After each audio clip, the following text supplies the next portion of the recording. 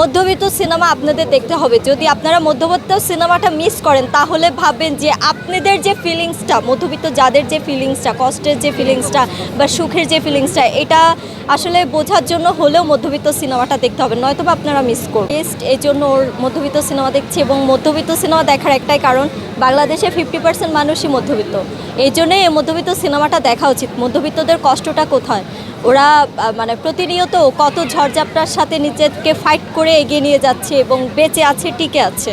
তাই মধ্যবিত্ত সিনেমাটা দেখতে হবে। আসলে আমি নর্মালি যখন বাহিরে কোথাও যাই তখন আমি হিজাব, বোরকা এগুলো আসলে পরা হয়, বাট আজকে পরেছি। এমনিতেও ওয়েদার একটু ঠান্ডা, আর হিজাব স্টাইলটা আমার খুবই ভালো লাগে। তো নর্মালি অন্যান্য কোনো শোতে গেলে তো এভাবে পরে যাওয়া যায় না, কারণ অনেকে অপছন্দ করে, জিনিসটা ভালো চোখে থাকে না।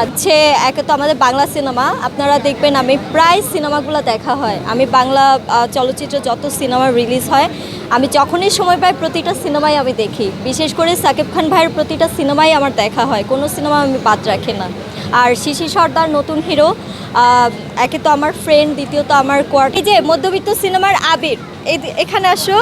শুরু হয়ে গেছে তো। মধ্যবিত্ত সিনেমার আবিরকে দেখুন, বড় পর্দায় আমরা আজকে আবিরকে দেখব। মানে নামটা যার উপরে মধ্যবিত্ত, ও নিজেও মধ্যবিত্ত, সিনেমার হিরো মধ্যবিত্ত। কেটেছি 5টা, আমার যে ফ্যামিলি মেম্বার আছে আর আমার অ্যাসিস্ট্যান্ট 2জন আছে, ওদের জন্য পারপাসে, মানে সিনেমা পারপাসে। হ্যাঁ, দর্শকদের একটা কথাই বলি, এখানে সিনেমার বাহিরে আর কোনো কথা বলবো না।